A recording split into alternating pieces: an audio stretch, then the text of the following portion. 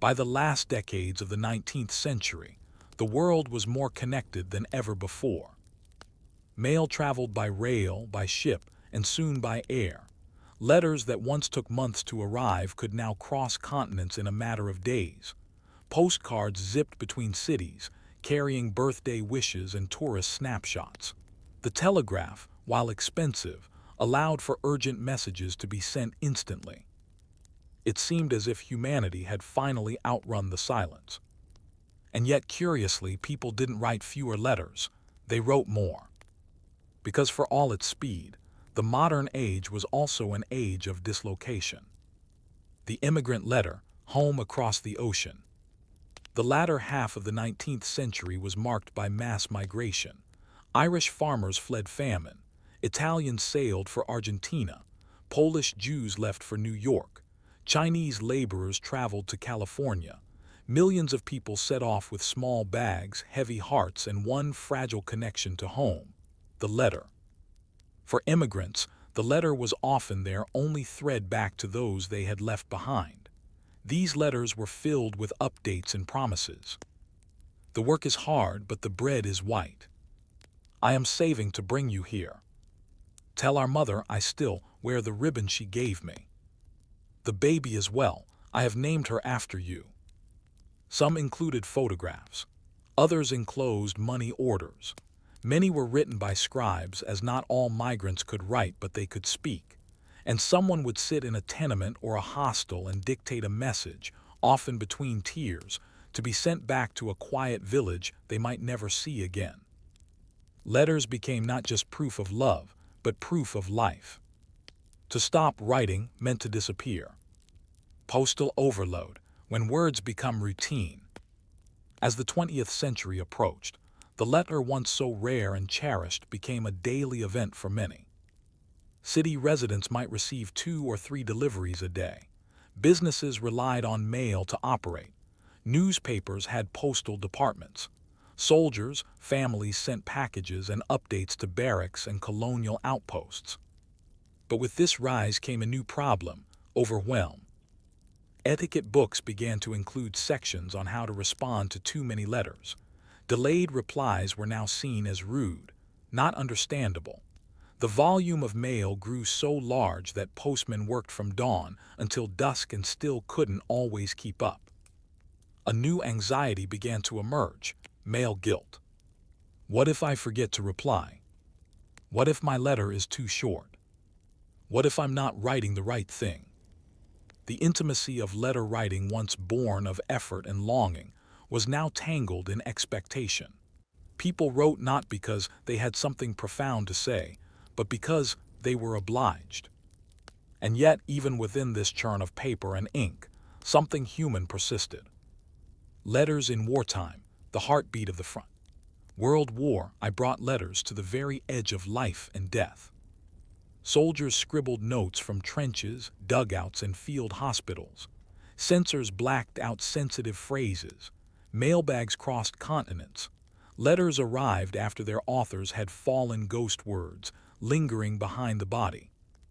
Meanwhile, those at home waited. A postcard could mean relief.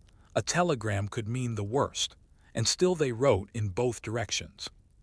Your last letter was a comfort. We pray for your return. Write when you can.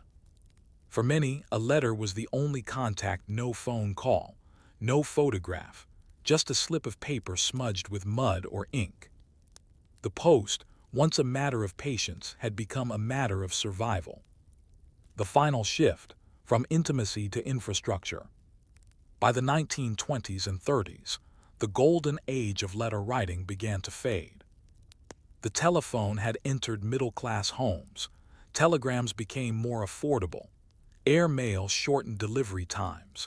And soon, new technologies, radio, television, eventually email, would alter the tempo of human connection forever.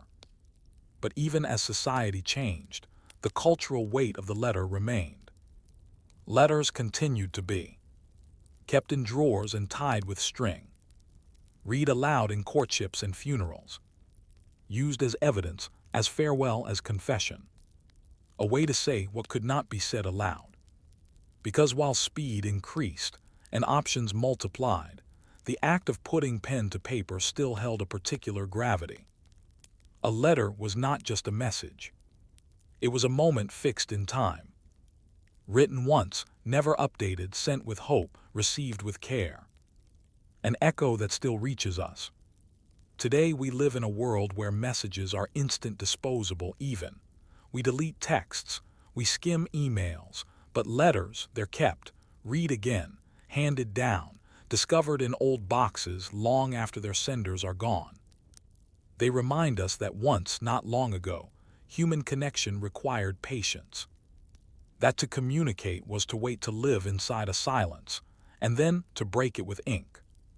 So perhaps the next time we open a message, any message, we might remember the quiet labor that once came with writing.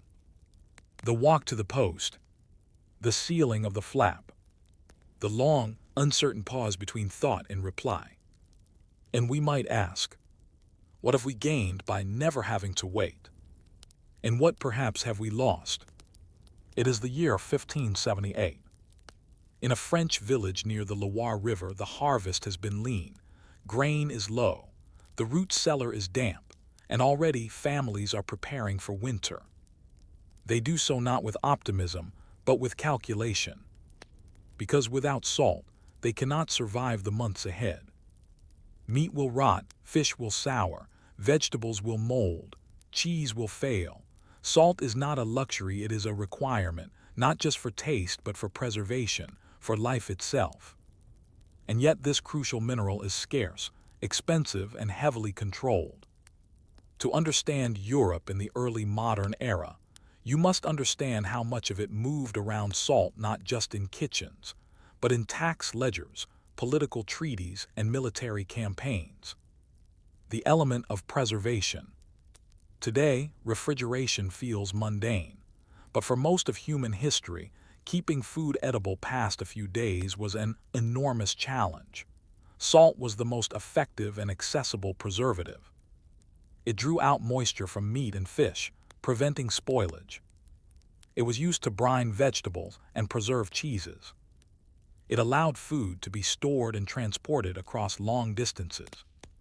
For rural communities, salt was often applied after slaughtering animals in late autumn.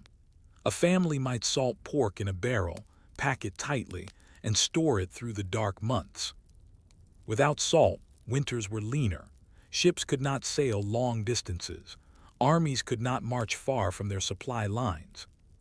Salt did more than season it, enabled civilization. Sources of salt, see rock and brine. In early modern Europe, there were three main ways to acquire salt. Sea salt. Coastal regions like Brittany, western Spain, and southern Italy used evaporation ponds, or salins, to draw salt from seawater. These operations required sun, wind, and time and were highly sensitive to weather. Rock salt mines.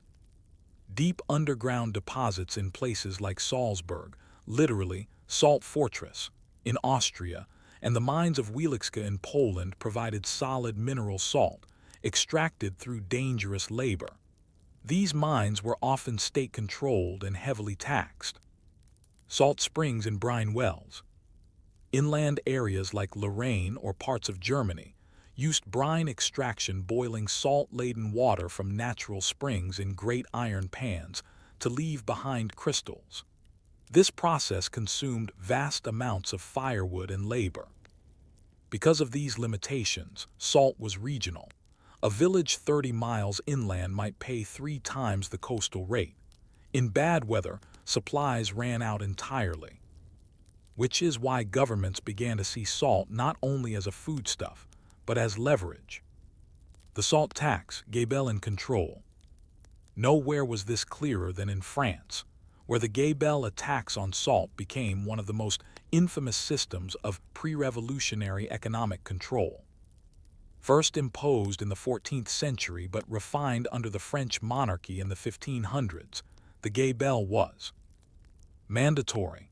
Every person over a certain age was required to purchase a fixed amount of salt per year, even if they didn't need it. Regional, Some provinces paid more than others, leading to widespread resentment. Heavily enforced, smuggling salt was a criminal act, sometimes punishable by death. The logic was simple: control salt and you control the people. It couldn't be easily substituted, grown, or ignored. Thus, salt became a mechanism of state power. In border regions, people developed elaborate smuggling routes. Faux wagons, hidden compartments, and covert salt markets emerged. Entire families were arrested. The word fauconnier, illegal salt seller, became a common term. And yet, still the system persisted for centuries. Because salt, though plain and quiet, was too valuable to leave untaxed. Military logistics and salt dependence. Salt was not only critical for domestic life, it was essential to military campaigns. Armies in the field needed preserved meat, especially pork and salted fish. Soldiers were issued rations of salt beef, which could last for months in barrels. Salted food may have been tough and unappetizing, but it didn't spoil, and that made it life-saving. Commanders had to plan their routes around salt availability. Supply lines became fragile threads stretched across terrain, prone to ambush or collapse. Campaigns were lost not for lack of strategy, but because the salt stores ran out. Even Napoleon, 2 centuries later, would encounter salt-related logistics issues. And for earlier armies like those of the Holy Roman Empire or the Spanish Habsburgs, salt provisioning often determined how long a siege could be maintained or how far troops could march. Salt, in this sense, was invisible infrastructure. You didn't see it on the battlefield, but without it nothing functioned. A taste that meant survival. Let's return to that 16th century household where winter is approaching. The family measures out its salt carefully. A shoulder of pork is coated and wrapped in cloth. Fish is packed in layers of salt and ash. A cabbage barrel is prepared for fermentation. Every grain is accounted for. This isn't indulgence, it's strategy. And it shows how, in early modern Europe, survival depended not on grandeur but on the movement of simple, granular necessities. On salt. But what happened as empires grew and new territories opened up? How did salt shift from local economies to global trade networks? And what toll did this expansion take on people, power, and land? By the 17th century, salt was no longer just a village concern. It was now a commodity of empire. The map of Europe and the world was being redrawn by exploration, colonization, and war. Armies grew larger, ports grew busier, food had to last longer, and salt, once a slow-moving necessity managed by tacksmen and salt workers, began to circulate globally. This shift did not happen overnight, but once it began, salt became entangled with some of the largest forces in modern history: maritime trade, slavery, industrialization, and imperial expansion. Salt ports and sea routes. In the 1600s and 1700s, coastal salt production exploded in importance.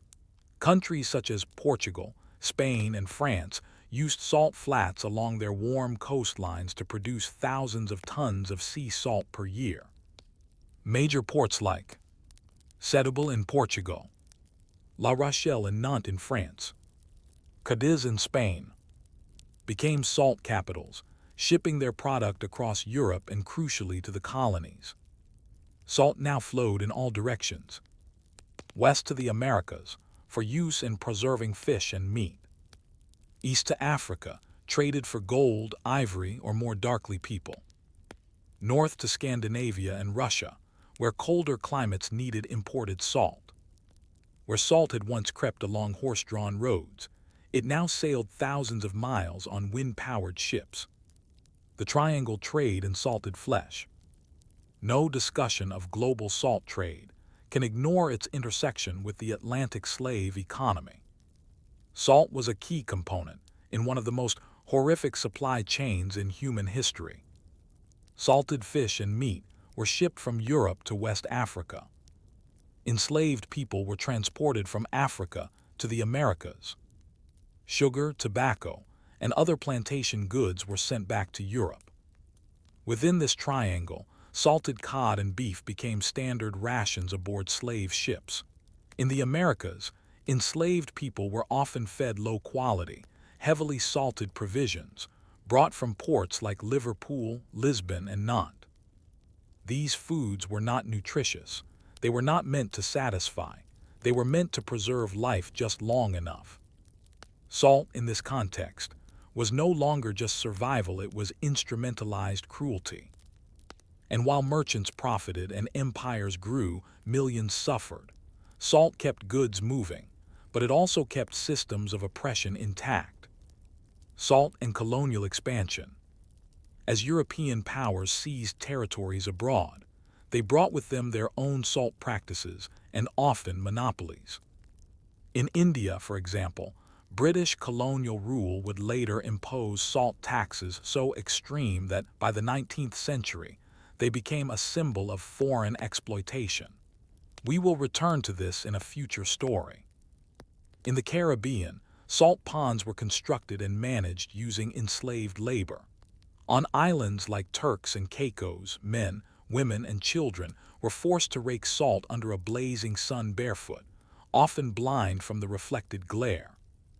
The salt produced there was used to preserve fish, meat, and even timber, shipped out to feed plantation economies or navy ships. Even small Pacific and Atlantic islands, once considered useless by cartographers, became valuable if they had good evaporation basins. Salt meant survival, and so these islands were fought over, charted, claimed.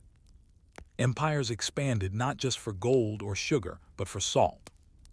Military campaigns and supply chains. As armies grew more professional, salt logistics became even more advanced. Military planners had to calculate daily salt rations per soldier, coordinate salt delivery to remote forts and camps, secure salted meat stores for long-term sieges. Salted beef, pork, and hardtack became military staples not because they were delicious, but because they would not rot. In the British Navy, sailors often consumed so much salt-preserved food that scurvy became rampant. The balance between preservation and health was delicate. Ships carried barrels of salt not just to preserve what they had, but to treat water, tan leather, and manage wounds. Once again, salt's importance was not flashy. It was not glamorous, but it was essential. Salt as currency, protest, and power. In some parts of Europe and the colonies, salt retained a near-mythic status. It could be used in barter, as in some parts of Africa, stored as wealth, given as diplomatic gifts, stolen and hoarded during famine or siege, banned in religious fasts, or sanctified in rituals. It was a subtle but powerful indicator of who controlled the food, the roads, the ports, and therefore, the people. Whenever salt moved hands, so did influence. A mineral both mundane and mighty. By the end of the 1700s, salt was produced in greater quantities than ever before, central to both household life and international trade, embedded in the machinery of empire, a source of conflict, control, and rebellion. And yet it was still sold in sacks, scooped by hand, measured in coarse grains. A grandmother in Bavaria might use it to preserve cabbage. A sailor in the Atlantic might use it to eat moldy pork. A clerk in Amsterdam might log it in a ledger. An enslaved worker in the Caribbean might rake it barefoot, under guard. So much human motion for something so small. But what happened when governments tried to reform this fragile system? What pressures led to collapse or revolution? And how did salt become a symbol of resistance? By the 18th and 19th centuries, the salt that once dictated survival and sustained empires began to take on a new role in history. It became a symbol. No longer simply a preservative, salt now stood for injustice, control, and in many cases, freedom. As systems of taxation, monopoly, and imperial governance tightened, salt moved from kitchen shelves to political speeches. It was no longer just something people consumed. It was something they resisted. And it tells us something fascinating, that even a quiet, granular substance can be the flashpoint for revolution. France, the Gabelle and the seeds of revolt. We return now to France, where the hated Gabelle, the salt tax, still lingered into the 18th century. By this time, the salt tax was unevenly applied across regions, seen as a burden on the poor and working class, enforced by armed officials and harsh penalties. Salt smuggling became a national pastime. In some areas, entire communities were arrested. Children and elderly citizens were jailed. Gabelle agents were loathed and feared. Even nobles quietly joined illegal networks to acquire untaxed salt. In 1789, when revolution erupted in France, the Gabelle was one of the most despised symbols of royal injustice. One of the first acts of the Revolutionary National Assembly was to abolish the salt tax, a move as symbolic as it was practical. The people cheered not just for tax relief, but for the return of something essential. However, under Napoleon, the Gabelle was reinstated and remained in place in various forms until 1945, a reminder that even in the modern era, the state's grip on salt was hard to loosen. India, the Salt March and moral protest. If France was the cradle of political revolt, then India would become the site of moral resistance through salt. By the early 20th century, British colonial rulers imposed strict salt laws across India.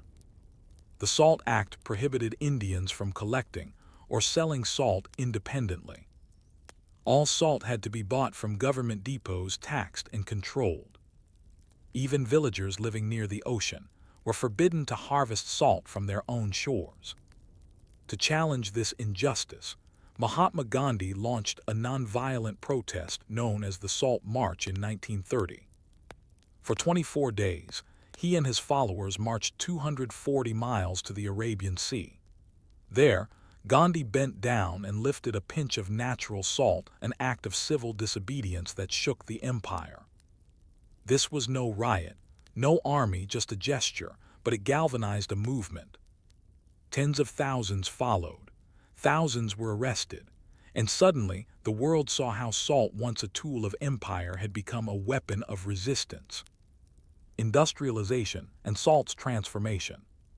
Meanwhile, salt production itself was changing. With the Industrial Revolution came machine-powered mining of rock salt, chemical refining for consistent grain size, railroads to transport it cheaply across entire nations, new uses in food manufacturing, chemical processing, and ice control. Salt lost some of its mystique. It was now packaged in cardboard tubes, sold in 5-pound bags, poured from glass shakers. It became invisible even as it was everywhere. But it remained essential. It still preserved, seasoned, and stabilized. It just no longer required tacksmen or smuggling routes to move. In a way, this quiet transition marked salt's final evolution, from sacred and strategic to mundane but irreplaceable. Salt's cultural afterlife. Even in modern memory, salt remains strangely resonant. To be worth one's salt means to earn respect. To be salt of the earth is to be humble, reliable. To spill salt is bad luck. To preserve something in salt is to make it last beyond death. Religions have used salt in covenants, rituals, and purifications. Ancient roads were paved in its pursuit. Towns still bear names like Salzburg, Salina, and Salé. Salt has always existed at the crossroads of life and labor, so basic, so taken for granted, and yet so deeply tied to the movements of power and the pulse of survival. The invisible threads. Think of this. A slice of ham in 1700s Poland. A sailor's ration on a Spanish galleon. A bucket carried across an alpine salt mine. A protester's fistful of sea salt in Gujarat. A grandmother shaking table salt into a boiling pot in 1912. Each moment may seem small, but together they form a continuous thread, a reminder that history is not made only by kings and wars, but by needs quietly met over centuries. Salt, for all its silence, has shaped borders, diets, economies, and empires. And though we rarely pause to notice it, it's still here on every table, in every preserved meal, in every corner of the earth where life must be sustained. So the next time you reach for a pinch of salt, perhaps ask yourself, what price has the world paid in motion, blood, and law to make something so common so essentially human? Imagine standing in front of a robe. The cloth is heavy, the weather is cold, the fabric must be kept closed, but how? Before buttons, there were knots, pins, and ties. There were belts, hooks, and brooches. For millennia, people found clever ways to wrap, drape, and secure clothing. But none of these were quite as small, quiet, or endlessly adaptable as the button. And once the button arrived not as a decoration, but as a fastener, it changed the way humans dressed, worked, and were judged. But it didn't start as a tool. It started as adornment. Buttons before function, symbols in the ancient world. The earliest known buttons come from the Indus Valley civilization, around 2000 BCE. These were simple, round ornaments made from seashell, pierced through with holes sewn onto garments not to fasten, but to decorate. Other early buttons have been found in ancient China, carved from bone and jade; ancient Rome, made of bronze or ivory; pre-Columbian South America, formed from wood and stone. But in each case, buttons were not used the way we use them today. They were status symbols, beads, talismans attached externally to garments, never through slits or holes. The buttonhole had not yet arrived, and without it, buttons could only serve one purpose: to be seen. From ornament to function, the quiet invention of the buttonhole. The true revolution came sometime between the 12th and 13th centuries, likely in Germany or France, with the introduction of the buttonhole, a small slit in the fabric allowing a button to pass through and fasten two pieces together. This changed everything. For the first time, clothing could be tightly fitted to the body, be opened and closed easily without pins or belts, be adjusted to different sizes and shapes, support more layers, especially useful in cold climates. Buttons became a functional innovation, not just a visual one. They allowed for tailored garments, sleeves with cuffs, trousers that closed snugly, and outerwear that could be secured against the wind. By the late 13th century, tailors across Europe were embracing this new system. Button doublets, cloaks, and tunics began appearing among the wealthy classes. But as with many inventions, the utility of buttons quickly gave way to something else: symbolism. Buttons as a marker of class. In medieval Europe, buttons were difficult and expensive to produce. They were hand-carved from bone or horn, cast in metal using molds, encrusted with jewels or embroidery, affixed with silk thread or gold wire. This meant that buttons became a visible indicator of wealth. A row of 20 buttons down a man's sleeve was not just practical, it was a flex. In fact, many buttons of this period were non-functional, sewn shut over fake holes; purely decorative, lining the sleeves, necklines, or backs of garments; impractical, made from heavy brass or crystal. Some nobles even commissioned garments with dozens or hundreds of buttons, not for ease of use, but to show that they could afford the labor of fastening them. It was said that a man who needed a servant to button his sleeves was not weak but rich. The button and the body. The rise of buttoned clothing had another effect. It changed the silhouette of the human form. With buttons, clothing could be tailored close to the skin. Bodices became tighter, waistlines more defined, arms and legs more structured. This was particularly significant in a time when modesty, control, and hierarchy were paramount. By the 1400s, Buttons were also tied to gender norms. Men's buttons fastened left over right. Women's buttons fastened right over left. Theories vary on why this distinction emerged. Men needed to draw swords from their left side, so buttons on the left allowed easier access. Women were often dressed by servants, and the reversed orientation made it easier for right-handed maids to assist. Whatever the reason, this small difference became a social marker, one still visible in modern clothing today. The role of buttons in daily life.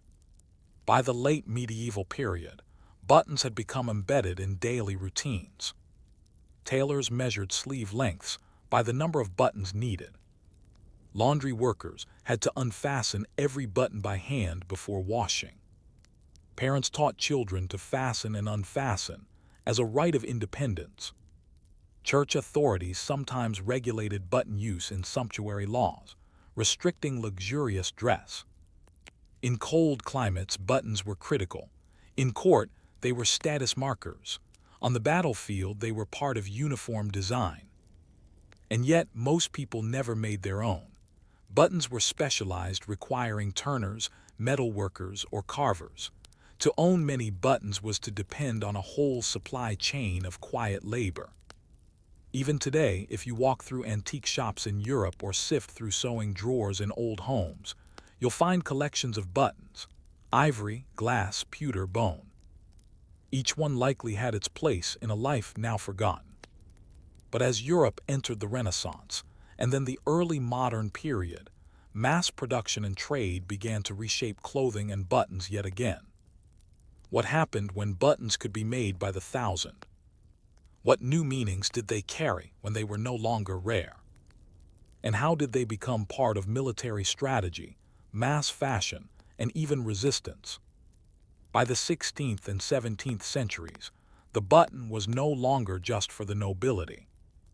While still an object of craftsmanship, the spread of trade, colonial expansion, and the early stirrings of industrialization meant that buttons could now be found on the garments of merchants, sailors, soldiers, and even peasants. And this is where the button began to lose some of its status and gain something far more lasting: ubiquity. To understand modern clothing, mass armies, or even the organization of factory work, you must understand how a small, circular fastener became part of the infrastructure of daily life. The button as military standard. The military may seem an unlikely place for fashion innovation, but in the case of buttons, it was absolutely central. As European powers expanded their empires, they needed to clothe and standardize vast numbers of soldiers. Uniforms required jackets that fit tightly to the body, closures that could be fastened and unfastened quickly, decorations to denote rank and unit, functional fastening systems for changing weather and battle conditions. Enter the military button. Made of brass, pewter, or cast metal alloys, these buttons were durable enough to withstand field conditions, embossed with regimental insignia, national emblems, or initials, produced in large batches for consistency. By the 1700s, military buttons were being manufactured in places like Birmingham, Paris, and Vienna by the tens of thousands. Soldiers learned to dress according to regulations, buttoning each flap, cuff, and collar in the correct sequence. Inspectors would often check not just cleanliness, but the alignment of buttons down the front of a tunic. A misaligned button could mean punishment. The button had become part of military discipline. It was both form and function, appearance and obedience. The rise of button-making guilds and workshops. As demand grew, button-making became its own specialized trade. In cities across Europe, button-makers' guilds emerged. In France, boutonniers worked with glass, metal, and fabric. In England, button makers in Birmingham became so prolific that the city was nicknamed the workshop of the world. In Germany, horn and bone buttons were mass-produced in family workshops. Buttons were sorted by type: shank, flat, toggle, material: wood, mother-of-pearl cloth-covered. Size often for sleeves, waistcoats, or coats. Use, whether for uniforms, women's dresses, or children's garments. By the 18th century, button sample books precursors to fabric swatches were circulating among tailors and merchants. Customers could choose not only their fabric, but their fasteners. The button had become a design choice. Buttons in the colonies and global trade. With European empires expanding, buttons also became part of colonial trade networks. They were exported as manufactured goods to Africa, India, and the Americas. Used as barter items in trade, sometimes exchanged for food, land, or even human lives. Distributed as badges of authority to colonial administrators and local rulers.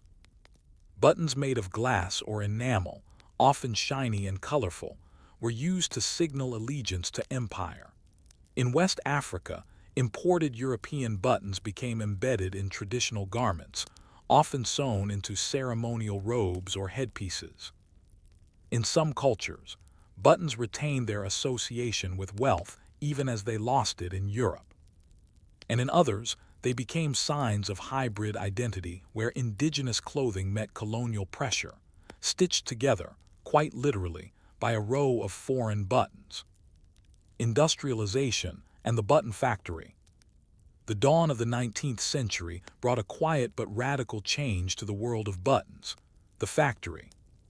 Advancements in machinery, particularly in England and the United States, allowed for pressed metal buttons stamped in molds, cloth-covered buttons rolled on mechanized spools, bone and horn buttons cut and polished with steam-powered tools, mother-of-pearl buttons manufactured with rotary saws and drills.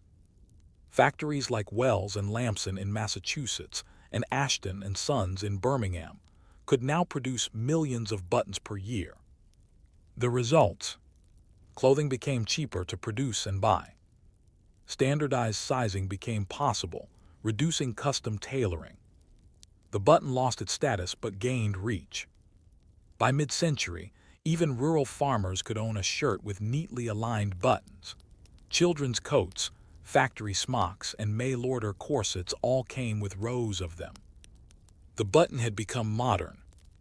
Social codes and quiet discipline. Yet even as buttons became common, they still carried social meaning. Women's clothing often featured decorative buttons that didn't function pure ornament. Men's clothing emphasized structure and utility.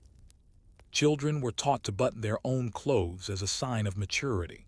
Servants might be assigned the task of buttoning their master's garments, a daily ritual of hierarchy. Etiquette manuals from the Victorian period included advice such as, never appear with a missing button, this shows neglect. Buttons on gloves should be fastened before entering company. Do not speak while another is buttoning your coat. The act of buttoning became a moment of order, preparation, and control. In an age of crinolines, corsets, and collars, the button was not just a fastener, it was a philosophy. But as with all inventions, change was inevitable. What happened when the zipper arrived? What role did buttons play in the rise of mass fashion, uniform rebellion, and even subculture? And how did they continue to define identity quietly, one closure at a time? The button has endured many centuries of use, design, symbolism, and reform. But in the last 150 years, it has had to confront its greatest rival, speed. Where the button once symbolized patience, order, and precision, the modern world brought with it a hunger for efficiency, for clothing that could be donned and doffed quickly, affordably, and en masse. And yet, despite stiff competition from hooks, snaps, Velcro, and zippers, the button remains not just as a utilitarian object, but as a bearer of cultural memory, quiet resistance, and personal expression. The rise of the zipper and the faster future. In the early 20th century, inventors in the United States and Europe began experimenting with automatic fasteners. Among them was Gideon Sunback, who patented the modern zipper in 1913. Zippers were quicker to use, easier for gloves or heavy garments, preferred in military gear, workwear, and children's clothing. By the 1930s, zippers began appearing on trousers, boots, and even high-fashion garments. Esquire magazine declared in 1937 that zippers would render the button a quaint relic. But the button survived. Why? Because it offered something the zipper did not. Adjustability, you can leave a button undone. Repairability, buttons can be resewn easily. Expression, zippers are mostly hidden, buttons are visible. And because buttons had become so woven into tradition, ritual, and design language, they endured even as the world around them rushed ahead. The button and the uniform. In the 20th century, uniforms played an increasingly visible role in both war and civil society, and buttons remained their essential currency. Whether in military jackets, police tunics, scout uniforms, airline crew attire, academic gowns, buttons communicated order, allegiance, and conformity. But they also became sites of subtle resistance. During World War II, prisoners in concentration camps sometimes removed or altered buttons from uniforms as acts of silent defiance. In occupied territories, a mismatched or missing button could signify opposition, a code passed between those who could not speak aloud. And in later decades, buttons would once again move from fastener to symbol. Political buttons, small circles, big statements. The word button took on new meaning in the 20th century, as pinback buttons became tools of protest, marketing, and identity. At marches, campaigns, and protests, people wore buttons that declared, "Votes for women," "I like Ike," "Black is beautiful," "Silence equals death," "Ask me about my pronouns." These were not for fastening garments, they were for fastening attention and allegiance.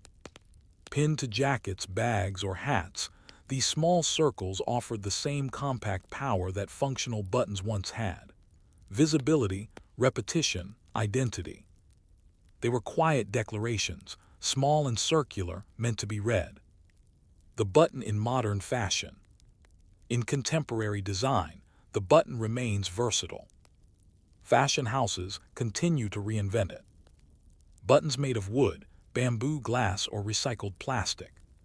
Statement buttons designed as focal points of a garment.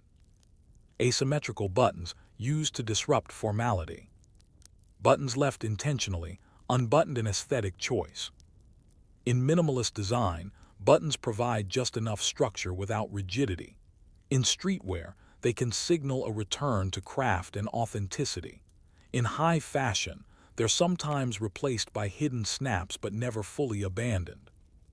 Because while styles may evolve, there is something enduringly human about the gesture of fastening a button. It is tactile, mindful, and unhurried. Button as ritual. Consider the everyday button. The row on a dress shirt, fastened in the morning light before a job interview. The single button on a blazer, closed as one steps onto a stage. The tiny buttons on a baby's jumper, snapped by a parent's tired hands. The final button, undone at the end of a long day. These actions are mundane, yes, but they are also ritualistic. They mark transitions. They suggest care. They require brief, focused attention, something rare in an age of swipes and taps. A zipper slides with one hand. A button, though, demands two. It's an act of coordination, of patience. Buttons and memory. Many of us inherit buttons without realizing it. They sit in glass jars or sewing kits. Some are attached to old coats long since worn. Others are found loose at the bottom of drawers, mother of pearl, faded plastic, heavy brass. We might not know what they once held closed, but they still hold something. The echo of hands that stitched them. The uniforms they belonged to. The garments worn on days both ordinary and unforgettable. In this way, buttons carry not just thread but time, a closure that opens memory. From early adornments in the Indus Valley to factory uniforms in 19th century England. From the silks of Versailles to the utility jackets of WWII. From rows of bone and horn to mass-produced plastic and postmodern irony. The button has endured. Not loudly, not dramatically, but steadily, one closure at a time. It asks nothing but a moment's attention. And in return, it gives us order, dignity, function, and sometimes meaning. So the next time you fasten a button, ask yourself, what are you securing? Fabric, form, memory? And what quiet thread connects you to those who once did the same? It is a quiet moment. A woman sits at a delicate table in 17th century London. In her hand, a thin silver spoon.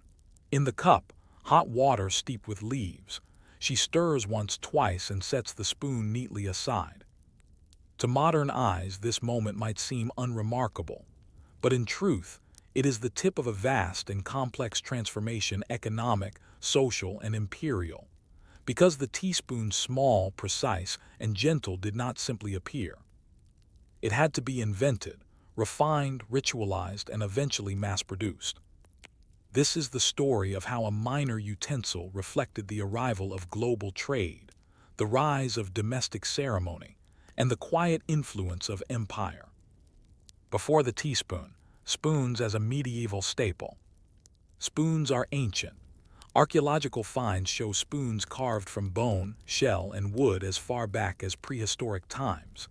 Ancient Egyptians, Romans, Chinese, and Persians all had spoons, but these were often large, broad, and suited for soups or grains. Carried personally, much like a knife. Not typically part of a place setting, as we know it today. In medieval Europe, most people ate with their hands or with communal utensils. Spoons were often passed or shared. A guest might bring their own. The idea of a matched set of utensils, laid beside each plate, was still centuries away. And teaspoons, they didn't exist. Because tea didn't exist. Not yet. Tea arrives in Europe and changes everything. Tea was introduced to Europe by Portuguese and Dutch traders in the early 1600s, brought from China and Japan. At first, it was a curiosity, bitter, strange, medicinal. But by the mid-1600s, it had reached the English aristocracy and soon after the middle classes. With tea came a series of new needs. Cups to drink from, teapots to brew with, strainers to filter the leaves, tables to host tea services, and most subtly, spoons to stir in sugar. This was no minor detail. Tea, imported from Asia, was often bitter. Sugar, imported from the West Indies and Brazil, was both expensive and status-laden. To combine them required precision and thus a new kind of spoon. By the late 1600s, the teaspoon was born. The teaspoon as symbol of refinement. Unlike the soup spoon or serving spoon, the teaspoon was smaller, often around 5 to 6 inches in length. Delicate, with an oval or round bowl. Made of silver or pewter in elite households, and later from plated metals. Designed not for consumption, but for stirring and measuring. In tea culture, this made the teaspoon performative. It was used during a quiet moment of preparation, often observed by others.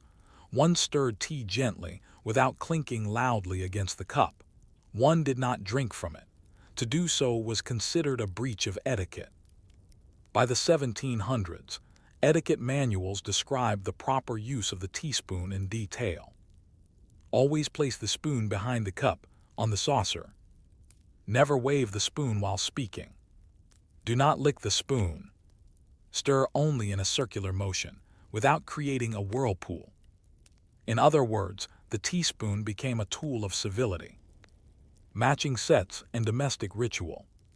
As tea gained popularity across Europe, particularly in Britain, the home became a site of ritual. Tea services were sold in complete sets, often including teapot, sugar bowl, creamer, spoons, cups and saucers, a serving tray or tea table. The presence of matching teaspoons in these sets became a sign of social aspiration. Even modest families might save for a set of 6 silver-plated spoons kept polished, counted, and never used for anything but tea. In wealthier homes, family crests were engraved on spoons. Collections were displayed in fitted boxes lined with velvet. In some circles, teaspoons were given as gifts, often at weddings, christenings, or as tokens of social connection. The spoon had become more than a tool. It was now part of ceremony and an indicator of both taste and class. Teaspoon, slavery, and global economics.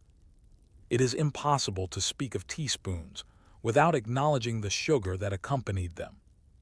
By the 18th century, sugar was being imported to Europe in massive quantities from colonies in the Caribbean and South America, harvested almost entirely by enslaved laborers under brutal conditions. Sugar and tea became bound commodities. Tea from China or India. Sugar from Jamaica, Barbados, or Brazil. Both transported on slave ships, merchant ships, and eventually British East India Company vessels.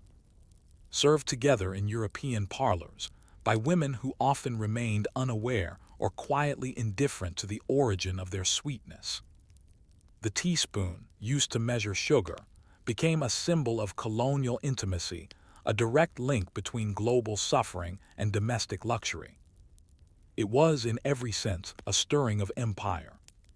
The teaspoon at sea, naval rations and precision. Interestingly, the teaspoon also had a life outside the parlor. Naval and military rationing systems in the 18th century began using spoons as measurement tools. A teaspoon of rum, a spoonful of salt or medicine. On long sea voyages, where space and accuracy mattered, teaspoons became part of the ship's inventory. These were often made of tin or pewter, plain and functional. No crests, no ceremony, but essential nonetheless. On merchant ships carrying tea and sugar, teaspoons were packed carefully alongside cargo and occasionally traded or gifted to local elites, particularly in China, where European spoons were seen as curious novelties. The teaspoon, though small, had now circumnavigated the globe. As we reach the close of the 1700s, the teaspoon is fully embedded in European domestic life, but its story is far from finished. What happened when industrialization allowed millions to afford them? How did spoons shape notions of politeness, measurement, and control in Victorian life? And what happens when the spoon begins to show up in rebellion, resistance, and advertising? By the dawn of the 19th century, the teaspoon had transitioned from a luxury object of elite tea tables to a household necessity, in part thanks to industrialization, but also because of a new cultural force, the Victorian middle class. This emerging class brought with it new values: order, self-discipline, domestic morality, and politeness. And in this world of proper behavior and measured indulgence, the teaspoon, small, precise, and visibly restrained, found its cultural peak. The industrial spoon. The Industrial Revolution changed how almost everything was made, including cutlery.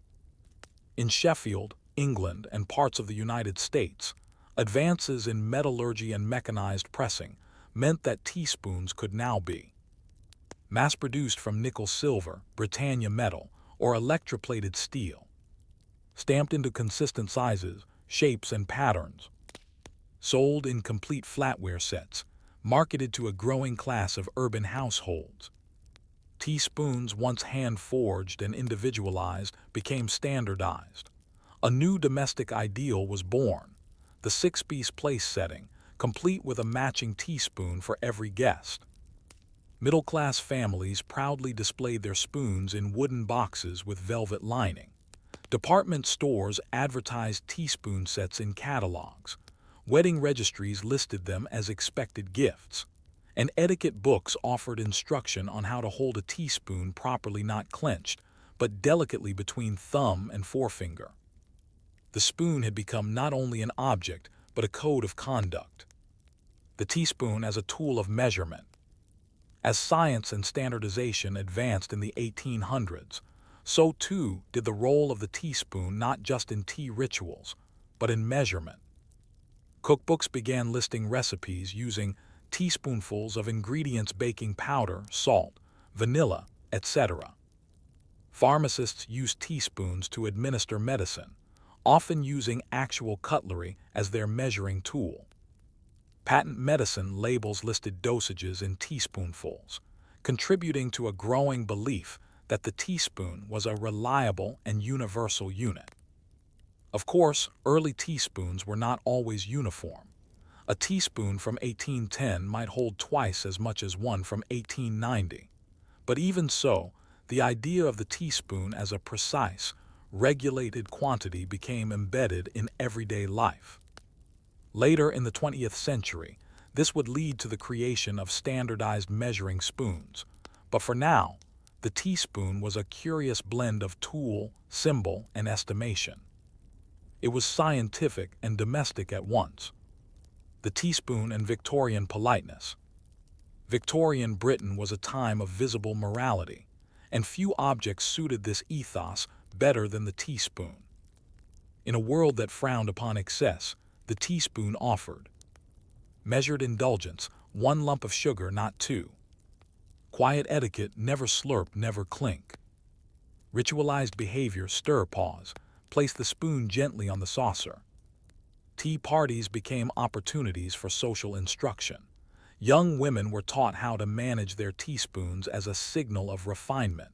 A dropped or misused spoon could be embarrassing. To use a teaspoon properly was to prove oneself capable of grace under observation.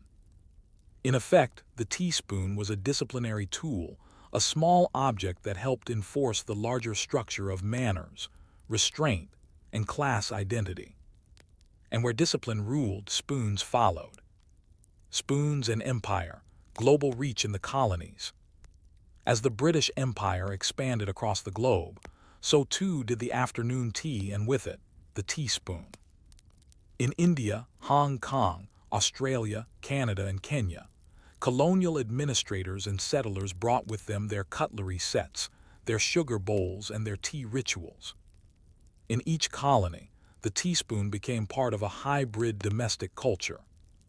In elite clubs and colonial homes, tea was served with English teaspoon, sometimes engraved with initials or crests. In colonized households, especially among local elites, teaspoons became a status symbol, showing adoption of British manners. In urban markets, local silversmiths began producing spoons for colonial tastes, sometimes combining European forms with indigenous designs. Meanwhile, the labor that supported tea and sugar production, the plantations, the docks, the fields, remained largely invisible at the tea table. The teaspoon moved easily between continents, but its shine concealed exploitation. Advertising and the commercial spoon. By the late 19th century, teaspoons had also entered the world of marketing. As mass production allowed spoons to be made cheaply, companies began giving away branded teaspoons as promotional items, selling collectible souvenir spoons with images of cities, flags, or famous buildings, embedding corporate logos on the handles, soap companies, railways, banks. In America especially, the souvenir teaspoon became a cultural fad in the 1890s, encouraged by manufacturers like the Gorham Manufacturing Company. These spoons weren't meant to stir tea. They were meant to commemorate, to collect, to display in cases. The teaspoon had become a bearer of memory. The spoon as resistance. Even amid all this respectability, the teaspoon held subversive power. In some households, servants used teaspoons as quiet tools of resistance, serving sugar without permission, leaving one unwashed, deliberately dropping one during formal tea. In suffragette movements, Women met over tea to organize, and the rituals of the tea table became a kind of camouflage. Police might not raid a tea party, even if revolution was quietly stirring inside the cups. The teaspoon was always present, always small, but never meaningless. By the early 20th century, the teaspoon was everywhere. In homes, in cafes, in rail cars and hotels, in boarding schools, infirmaries, and imperial outposts. It had become a true citizen of the modern world. But what happens when that world begins to speed up? When instant coffee replaces loose-leaf tea? When spoons become plastic, disposable, and no longer passed down? And what remains of the teaspoon today beyond utility? The 20th century ushered in a world of speed, mobility, and convenience. Tea rituals became hurried. Sugar came in packets, and in cafeterias, takeout counters, and break rooms around the globe, a new object arrived: the disposable plastic teaspoon. Where once spoons were passed down, polished, engraved, and measured by weight, now they came shrink-wrapped in clear plastic bags, used for 30 seconds and tossed away. But in losing the ceremony of the teaspoon, something else was also quietly slipping away. A way of seeing the world slowly, precisely, with attention to presence, posture, and rhythm. Yet the teaspoon did not vanish.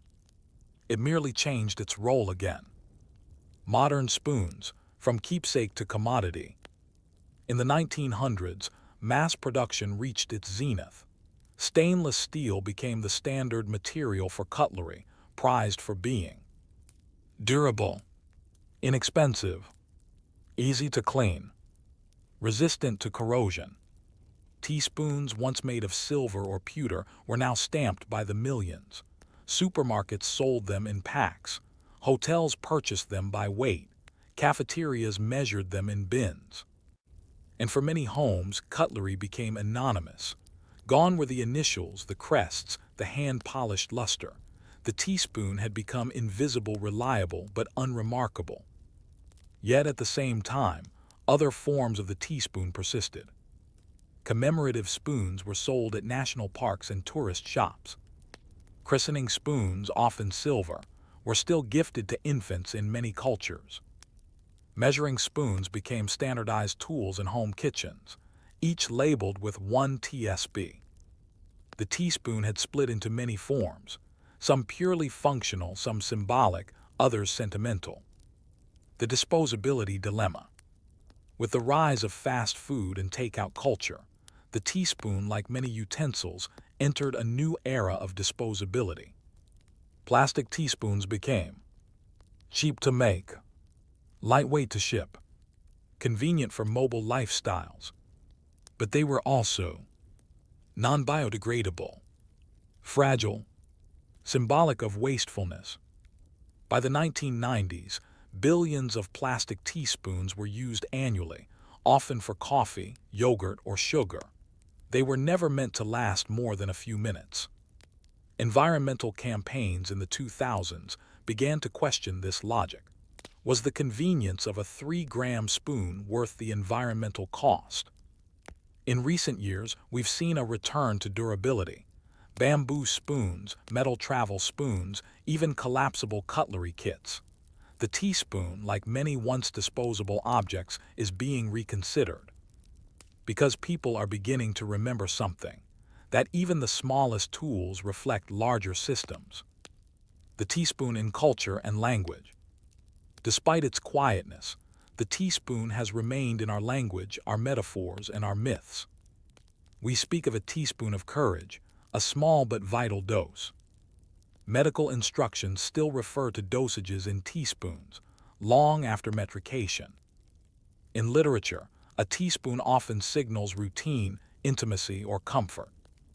In T.S. Eliot's The Love Song of J. Alfred Prufrock, 1915, the narrator reflects, "I have measured out my life with coffee spoons." It is a line of quiet sadness suggesting that life is counted not in great moments, but in small repetitions, domestic actions, and the subtle passage of time. The teaspoon is never loud, but it is daily. It marks the rhythm of existence. The digital teaspoon.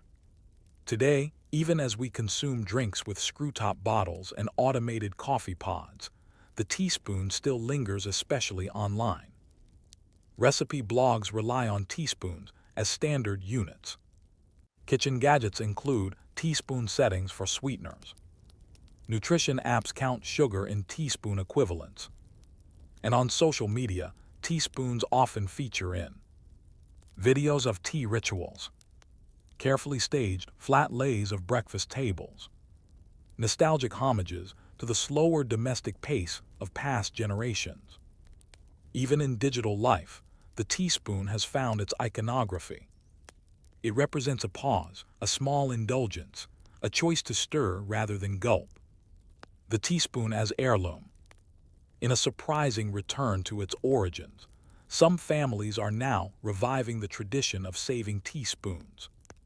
From parents or grandparents, from travel, from antique shops or estate sales, these spoons, mismatched and dulled, carry not only their function but their history. You can find them in drawers lined in old flannel, often with the names of people long past. Perhaps they stirred tea on a Sunday, or measured medicine during a fever, or simply sat untouched for years until discovered anew. They are not worth much money, but they hold time. What the teaspoon leaves behind. And so, the story of the teaspoon ends not with triumph or tragedy, but with quiet endurance.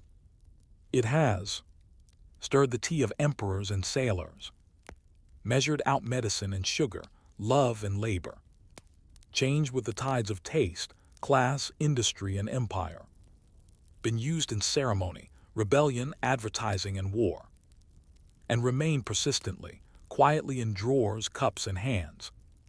In an age that moves faster than ever, the teaspoon reminds us that not all tools must dazzle to matter. Some serve by simply being there ready to measure, stir, or comfort. So the next time you lift a teaspoon, whether stainless or silver, disposable or heirloom, pause for a moment. Notice its weight, its shape, its stillness. And ask yourself, how many small acts have passed through this curve of metal? How many lives quietly have it helped to sweeten, soothe, or steady? Every society, people need shoes, to walk, to work, to survive. But it was not until the 19th century that governments began asking, how many shoes are there? Who has them? Who makes them? And how do we measure them? The answers to these questions would quietly lay the groundwork for mass production, military preparedness, health reform, and even census policy. All through the unassuming conduit of the shoe. The pre-industrial shoe, handmade, local, personal. Before the 1800s, most shoes in Europe and North America were handmade by local cobblers or cordwainers, tailored to an individual's feet, often asymmetrical, no difference between left and right, repaired repeatedly, passed down, or shared within families. Shoemaking was a skilled craft. A pair of shoes might take days to complete, with leather softened by hand, stitched with waxed thread, and formed on wooden lasts carved to approximate foot shapes. Most people owned one or two pairs if they were lucky. Shoes were expensive, labor-intensive, and often uncomfortable. Ill-fitting shoes were common and accepted as normal. Children often went without entirely. But as urban populations grew, armies expanded, and trade networks matured, shoes began to pose a challenge not just for wearers but for governments. Because shoes were now being tied to data. The first shoe counts, armies and administrators. The earliest large-scale attempts to count and standardize shoes came not from merchants, but from militaries. In 18th century France, Prussia, and Britain, quartermasters faced the daunting task of supplying foot soldiers with durable boots, naval crews with non-slip soles, marching regiments with identically sized footwear. For centuries, soldiers were issued standard shoes, but these rarely fit. The result: blisters, infection, delayed marches, desertion. In Napoleonic France, military bureaucrats began documenting foot sizes of recruits. In some cases, soldiers were measured and sorted by foot length before shoe allotment. These records fed into what was, in effect, an early shoe census. Shoes were logged by size range, often in Paris points or inches. Material leather, canvas, wool. Durability estimate in days or miles. And suddenly, the humble shoe became part of state surveillance. Measuring the foot, the birth of the shoe size. One of the biggest hurdles in shoe distribution was the lack of a standardized size system. Prior to industrialization, cobblers used local or proprietary scales. Size 7 in one town meant nothing in the next. Last, the molds for shoes varied by region. No universal system for length or width existed. By the early 19th century, Britain and the US began adopting numerical sizing. The British system assigned size 0 to a child's foot 4 inches long, increasing by 1/3 inch per full size. The US system, derived from British method, diverged over time. Continental Europe began using the Paris point, based on 2/3 of a centimeter per size. But even these systems were inconsistent. Different factories used different lasts. Measurements might vary by manufacturer, and widths rarely accounted for. Yet this early attempt at systematizing shoes laid the groundwork for more than just better-fitting boots. It helped teach bureaucracies how to think statistically about humans. Shoes and the poor, a public health concern. Shoes were not just about fit, they were about health and visibility. In early 19th century London, as urban slums grew, social reformers began visiting tenement homes. They noticed a pattern. Children without shoes. Adults with rotting leather tied together with twine. Factory workers barefoot on cobbled streets. Shoes became a shorthand for poverty, and public health campaigns began to include data on unshod children, especially during census years. In reports from the 1830s and 1840s, inspectors logged the number of children in school without footwear, workhouse inventories of shoes and boots, the number of cobblers in a given district. Shoes were no longer just private garments. They had become measurable indicators of hardship and, for some reformers, moral failings. It was even suggested in one London report that the sight of shoelessness leads to indolence and incivility. This framing made shoes not just a necessity, but a moral object. The shoe census, quiet data, big impacts. By the mid-1800s, censuses in parts of Europe and the US began including data related to shoes. Shoemaker occupations, leather production, shoe factory locations, boot-making apprenticeships, the number of people with access to 2 or more pairs. In Ireland, post-famine census surveys counted shoes as a measure of household dignity. In the US, census takers in certain states noted whether slaves had access to shoes in winter, an indirect record of institutional cruelty. These counts, dull as they may seem, helped shape labor laws, factory codes, military provisioning, public health policies, school dress requirements. In short, counting shoes changed how governments saw their people. By the close of the early 1800s, the shoe had moved from cottage craft to factory line, from private wardrobe to bureaucratic record. But what happens when shoes begin to be produced by the million? When fit, style, and size intersect with nationalism, advertising, and identity? And what happens when entire wars depend on the durability of soles? As the 19th century advanced, shoes stepped into a new role not only as garments, but as instruments of modern infrastructure. Military campaigns grew larger. Cities swelled with factory laborers. Data systems matured. And behind it all, the need to outfit millions of feet with speed, efficiency, and precision became a quiet crisis for governments and manufacturers alike. And so, the shoe, long handmade and highly personal, was dragged fully into the machine age. War marches and the logistics of soles. In the U.S. Civil War, over 2.7 million men served in the Union Army, with another 1 million on the Confederate side. Outfitting these soldiers was not merely a matter of sewing uniforms, it required industrial-scale boot production. Leather shortages, poor sizing, and hasty contracts led to complaints from every front.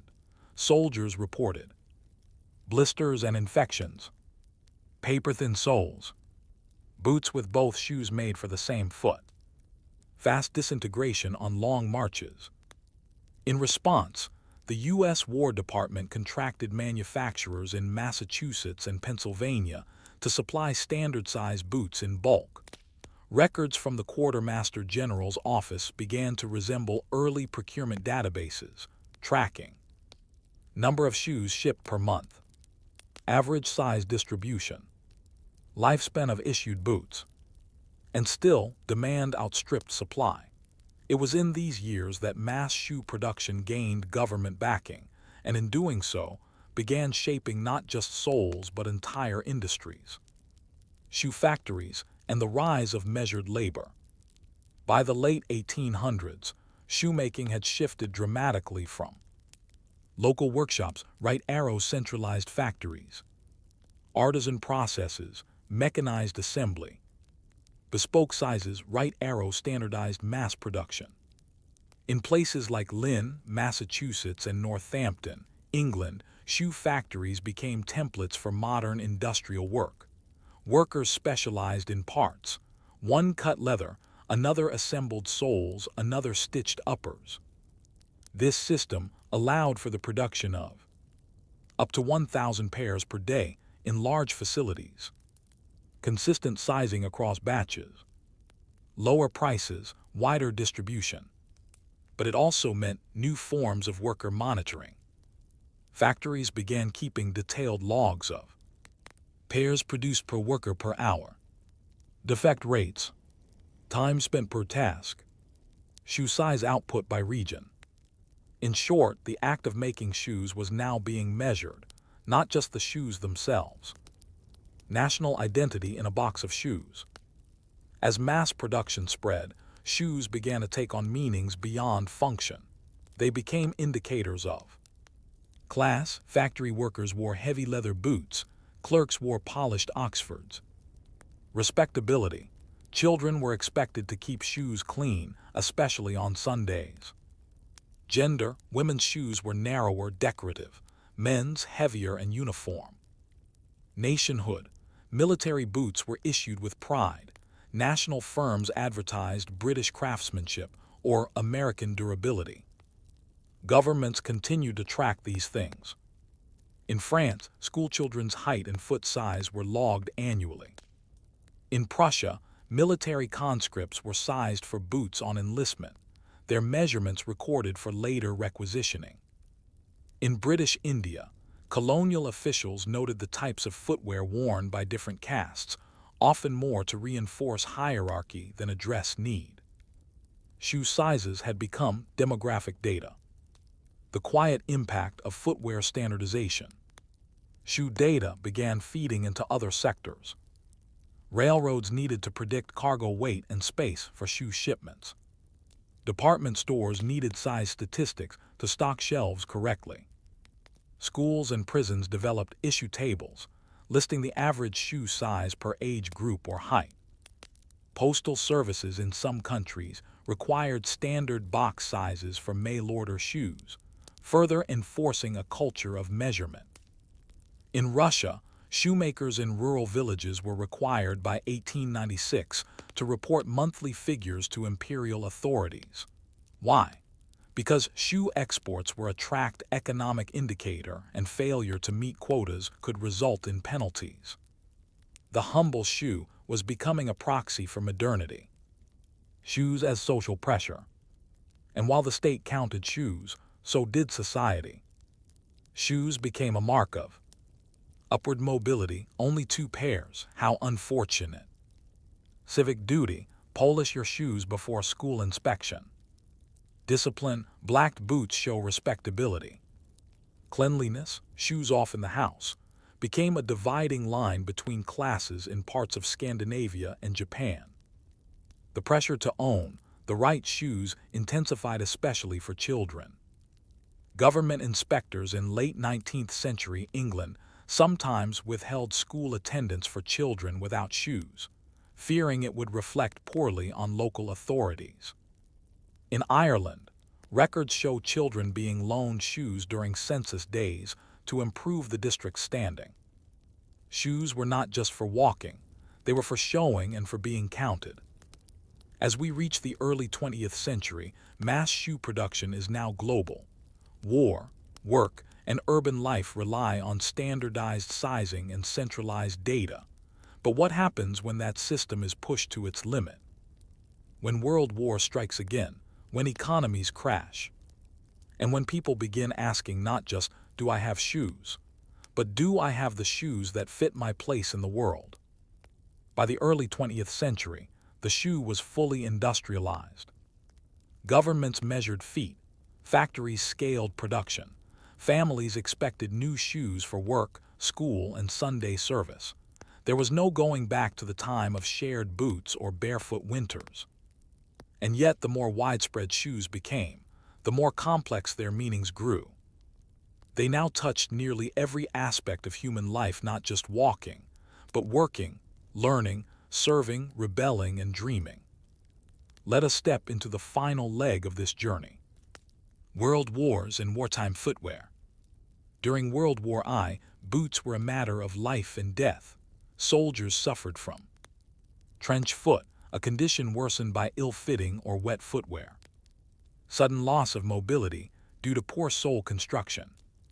Infections caused by friction and exposure. Military offices in Britain, France, Germany, and the US invested heavily in new shoe designs, high boots with reinforced soles. Leather alternatives due to shortages. Standardized issue tables listing boot sizes per unit.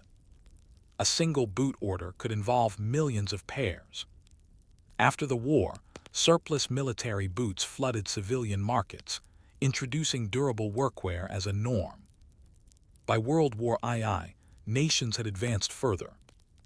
Nazi Germany tracked shoe size distribution across occupied territories.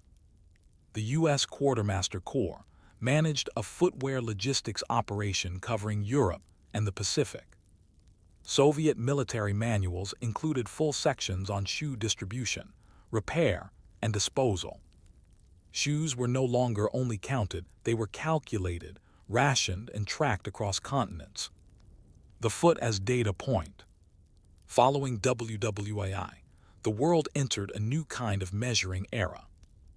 Governments, now enamored with statistics, began using shoes as indicators in consumer confidence reports, household expenditure studies, national average size reports, economic planning for rubber, leather, and textile supply chains. In 1950s Japan, as the country rebuilt after war, foot length and shoe ownership were included in national development surveys.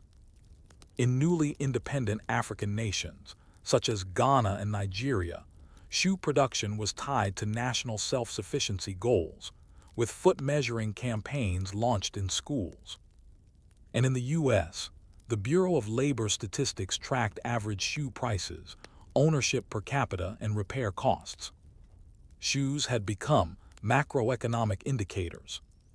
Shoes in school, a new uniform. In many nations, the post-war decades saw the introduction of mandatory school uniforms, and with them, required shoes. Shoes became a point of entry or exclusion. No shoes, no school. A sign of respect for authority. A subtle marker of class brand name, loafers versus state-issued boots. In rural India, programs offered free shoes to encourage attendance. In the American South, school districts documented children arriving without proper shoes during desegregation-era busing. Education ministries began including footwear needs in budget forecasts. A generation of children grew up understanding one fact clearly: being counted meant being shod. The shoe as identity in the consumer age. By the 1970s and 1980s, something had shifted. Shoes were no longer just functional or symbolic of status, they became identity objects. A few key developments. Sneakers, once gym-only gear, became cultural symbols, especially in urban Black communities and among youth. Brands like Nike, Adidas, and Converse leaned into size ranges, creating products that were technically perfect and socially powerful. Shoe sizing charts became standardized worldwide, even as countries clung to their own systems: US, UK, EU, CM. Mail-order catalogs and early online retailers began tracking returns by size, building early forms of predictive consumer analytics. Shoes could now say, "I am fashionable," "I am fast," "I am successful," or even, "I can't afford to buy again." The very act of purchasing a shoe size became tied to algorithms, inventories, and economic forecasts. Your shoe was being counted before you even wore it. Resistance, protest, and the empty shoe. In recent decades, the shoe has re-entered the public square not only as a personal object, but as a symbol of protest. In 2008, Iraqi journalist Muntadhar al-Zaidi threw his shoes at U.S. President George W. Bush, an act of ultimate contempt in Arab culture. In Holocaust memorials, rows of empty shoes represent victims, a haunting absence made tangible. In 2018, activists placed 7,000 shoes on the U.S. Capitol lawn, each pair representing a child killed by gun violence. During refugee crises, organizations use shoe donation counts as proxies for need. We measure human presence, sometimes even human loss, through shoes. They do not speak, but they remain. The post-industrial foot, what now? In the present day, the shoe industry has become globalized and digital. Shoes are designed in Italy, made in Vietnam, sold in California. Virtual sizing tools scan your foot to the millimeter. Factories use AI to predict wear patterns and returns. Smart insoles record step data and send it to your phone. Yet with all this precision, the questions remain familiar. Do the shoes fit? Are they accounted for? Can everyone get a pair? Humanitarian organizations still track shoe needs in war zones. Schools still issue uniform shoes to students. Economists still read shoe sales as indicators of inflation or optimism. And all the while, governments, companies, and communities continue to count the feet beneath us as they have for over 200 years. A final step. So here we are. From bespoke leather soles made on wooden lasts to predictive sizing models stored on cloud servers. The shoe a daily object, a necessity so common we often forget it has helped shape how we count, manage, and understand ourselves. To know how many people have shoes is to begin to know how many people are seen. And to ask what size they wear is to begin to ask how systems make room or fail to for the human foot. So the next time you lace your boots or slip on a pair of old loafers, take a moment, look at the size stamped inside, and ask yourself, who decided what that number meant? Who measured it? And who might still be waiting for a pair that fits? It begins with a letter. But before the envelope, letters were folded, tied, or sealed, not enclosed. In fact, for much of human history, writing was self-contained. A single sheet of parchment or paper, carefully folded, bore both the message and the address. The envelope, as we know it, did not yet exist. And yet, from the moment people began to write across distance, the need for containment, for protection, secrecy, formality slowly gave rise to the modern envelope. This is the story of how that little paper jacket transformed global systems, from the royal court to the rural post office. Before the envelope, letter locking and wax. For centuries, letters were secured using methods we now call letter locking, an intricate folding and sealing technique that turned paper into its own envelope. Writers folded pages in specific ways to conceal content, tucked or slit corners into place, secured folds with wax seals, string, or glue, sometimes added locking cuts, small slices preventing tampering. These letters, once sealed, revealed signs of tampering if opened. Wax imprints identified the sender. Seals often bore coats of arms, initials, or symbols of authority. This method served three purposes: privacy, preventing casual readers from seeing the message; authenticity, verifying the sender's identity; authority, signifying power, ownership, or rank. Examples: a noble in 16th century France sending court instructions; a merchant in Amsterdam enclosing shipping instructions; a suitor in Edinburgh folding a love letter 12 times over. Each fold had meaning. The way it opened or refused to said much about trust, custom, and control. But as postal systems expanded in the 1700s, this process became cumbersome. Administrators needed uniformity, merchants wanted speed, and common people, once priced out of letter writing, began demanding simplicity. Enter the envelope. The early envelope, an elite accessory. The first pre-manufactured envelopes appeared in the 17th century, but were rare, expensive, and largely confined to royal courts, diplomats, large banks, or trade guilds. These early envelopes were handmade by folding paper and gluing flaps.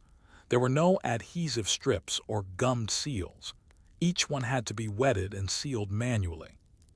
Still, they served an important role. Ensured tidiness in correspondence, made filing easier in growing bureaucracies, allowed senders to include multiple pages without complex folding. In colonial India, British administrators used folded wrappers for official notices, often stamped with red ink, the word "On Her Majesty's Service" prominently displayed. The envelope was now becoming a visual signal of state power. Postage and the envelope problem. In the early 1800s, something changed that forced envelopes into the mainstream. The uniform penny post, introduced in Britain in 1840. Suddenly, letters were paid by weight, not by the number of sheets, accessible to the middle and working classes, moving through the mail in record numbers. But here lay a problem. Envelopes added extra weight, and weight meant cost. So many early users continued to fold letters themselves, but others began to see the practical benefit of prefabricated envelopes. Quicker sealing, more protection, less risk of message loss or exposure. Manufacturers responded. By the 1840s, machine-made envelopes were being produced in Britain, France, and the US. Envelope cutting dies allowed for consistent sizing. Gummed flaps activated with moisture were introduced. Pre-stamped envelopes, postal stationery, were sold with built-in postage.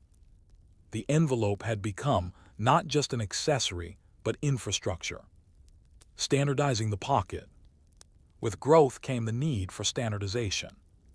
Postal systems needed sizing conventions, e.g. C6 DL Monarch, officially approved colors and weights, machinery that could handle uniform shapes, printing specifications for government use.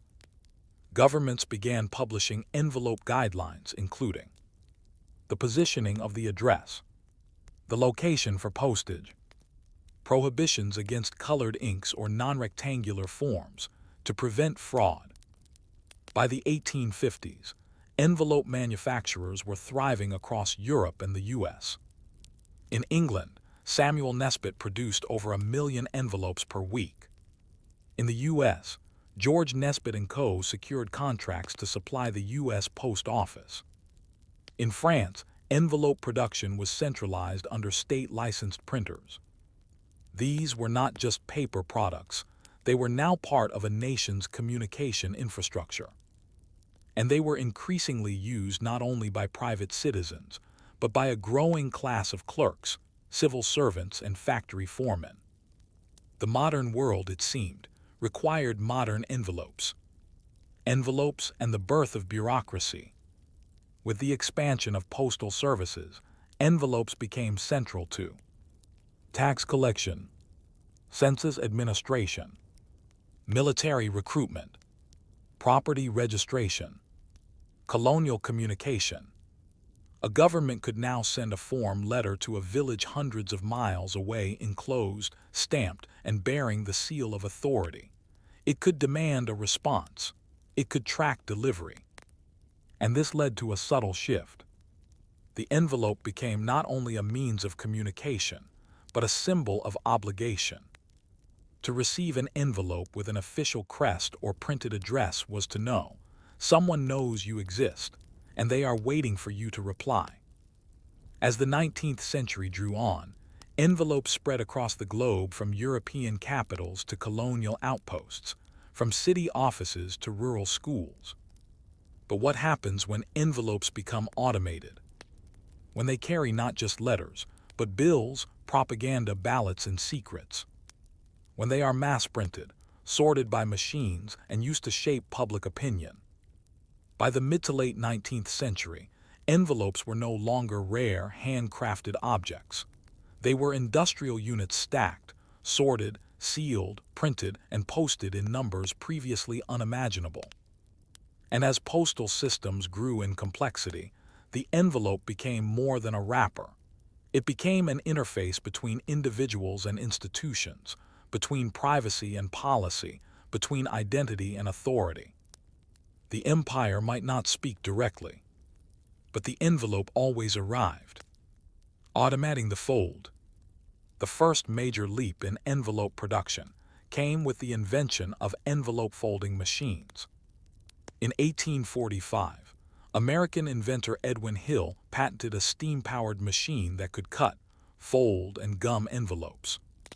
By the 1860s, companies like the New York-based Nesbitt & Co. could produce millions of envelopes per month. These machines could fold dozens of styles: pointed flaps, square flaps, wallet styles, or banker envelopes. Suddenly, what once took a skilled paper folder several minutes could be done in under a second. Factories buzzed with rhythmic clapping of envelopes being cut and pressed. Women and children were employed to moisten gum, stack, and bundle. By the 1880s, entire city blocks in Chicago, London, and Hamburg were dedicated to envelope manufacturing. And it wasn't just about quantity, it was about precision. Flaps had to seal evenly. Windows had to align with printed addresses. Government forms required exact size matches to filing cabinets. The envelope had become part of the machine. The envelope as bureaucratic tool. In parallel with envelope automation came another revolution: bureaucratic expansion. In the late 19th century, national governments and private companies alike were managing birth and death registrations, property deeds, tax documents, census forms, invoices, statements, bills of lading. Each one required an envelope. And so, envelopes began to be produced not for correspondence, but for filing and sorting. Heavy manila envelopes for documents, coin envelopes for small contents, interdepartmental envelopes with reusable string ties, confidential stamps for medical or legal records. Entire systems of record-keeping were now envelope-dependent. Think of it this way: the civil service didn't just file papers, they filed papers in envelopes. A form was incomplete without its sleeve. The rise of windowed envelopes. A major shift occurred in 1901, when an inventor named Americus Callahan of Chicago patented the windowed envelope, a paper envelope with a transparent panel, then made of thin cellophane, to reveal the recipient's address printed on the document inside. This single change eliminated the need to print addresses twice, allowed mechanical sorting and later, computerized mail processing, reduced labor costs in billing departments and government offices, became the default for utilities, insurance companies, banks, and tax authorities. Windowed envelopes were never beautiful, but they were efficient. They symbolized a relationship not of dialogue, but of notification. You were not meant to respond with ink, but with payment. Mail, marketing, and control. As postal systems expanded into even the most rural corners of the world, envelopes became vehicles for advertising, vectors of ideology, markers of inclusion or surveillance. Examples: in late 19th century Britain, political parties began mass mailing campaign literature in color-coded envelopes. In colonial Africa and India, envelopes bearing royal crests were used to summon villagers for labor, conscription, or census taking. In the U.S., corporations like Sears, Roebuck & Co. sent millions of product catalogs, each one arriving in a thick, addressed envelope. By the 1910s, the envelope was no longer only for private messages. It had become a way for institutions to speak at scale, with minimal effort and maximum reach. And behind each mailed envelope was a database: names, addresses, purchase histories, political affiliations. The envelope had quietly become a tool of administrative power. Envelopes and anonymity. But there was another side. As the envelope grew in use, so too did its role in protecting identity. Envelopes allowed people to send secret ballots, anonymous complaints, or personal letters without revealing content. They were used by whistleblowers, spies, and lovers. The sealed envelope became a symbol of trust, discretion, and confidentiality. Governments codified this in law. The U.S. Postal Inspection Service, established in 1873, protected the sanctity of sealed mail. In France, tampering with sealed envelopes carried criminal penalties. In Prussia, state censors opened only unsealed envelopes, encouraging the use of wax or gum to protect messages. In short, the envelope was not just for sending. It was a signal that what lay inside was for you alone. As we step into the 20th century, the envelope will be pulled into new realms. Wars will send orders through sealed dispatch. Propaganda will arrive in plain wrappers. Personal identity, political pressure, and corporate marketing will all pass through its fold. And eventually we will be asked, what happens when the envelope disappears? When words travel invisibly through fiber optics and signals? What do we lose when we no longer open anything at all? By the early 20th century, the envelope was at its peak. Governments depended on it. Corporations relied on it. Individuals used it for everything from courtship to condolence.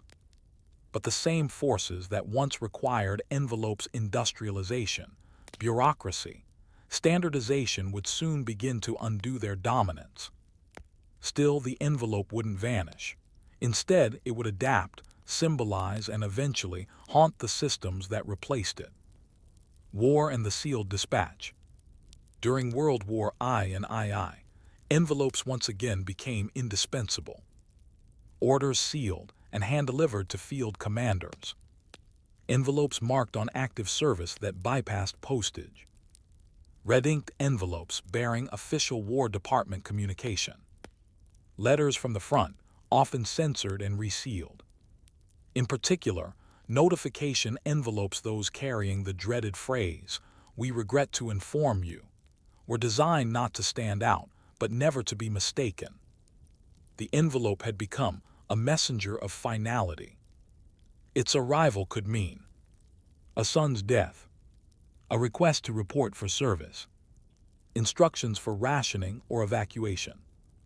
And yet, personal letters continued to arrive in handwritten script private attempts to restore humanity within mechanized war.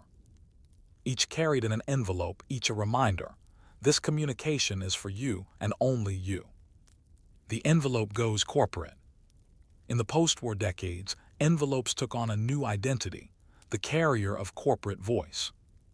Every bill, every account statement, every reminder to pay now or renew soon delivered in perfectly folded precision.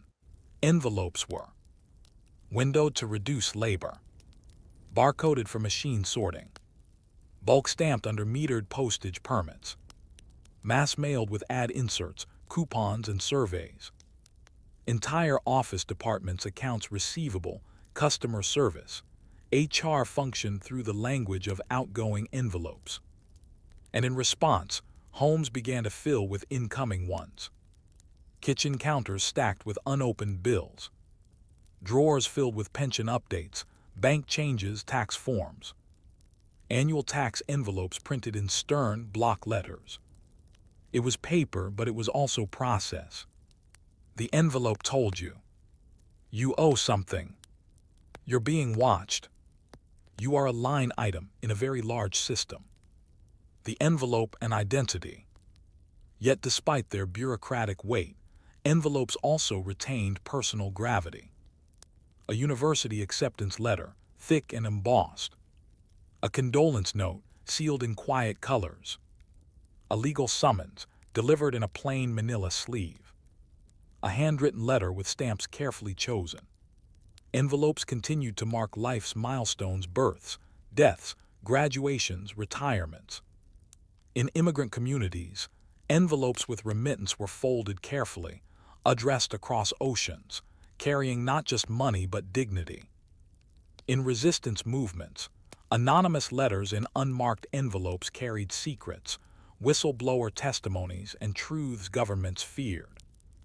Even in the age of fax machines and early computers, people still turned to the envelope when something mattered. The digital dethroning. By the late 1990s, digital communication surged. Email, e-statements, online forms, instant messaging. The envelope was, on paper, dying. Postal services saw declines in letter volume. Envelope manufacturers began diversifying into packaging and specialty paper goods. Government forms moved online. Marketing went electronic. And yet there it was. The email icon, a stylized envelope. The inbox, modeled on postal trays. Even spam filters, junk mail for the 21st century. Digital systems, even as they replaced the envelope, borrowed its structure and symbolism. An email is sent and received. Its header mimics an addressed front. Enclosures become attachments. A read receipt mirrors an open seal. And even now, government agencies still mail secure pins, legal documents, or ballots by envelope, recognizing that some messages still require physical trust. Rituals of the envelope in the present day. The envelope remains not in volume, but in meaning. You see it in wedding invitations, hand-lettered and sealed with wax. In thank you notes, written deliberately. In last wills, held in safe deposit boxes for decades. In job offers, occasionally still printed, sealed, and overnighted. In many ways, envelopes today function more like ceremonial containers than mass communication tools. They're used when privacy is paramount, tradition is honored, form matters as much as content.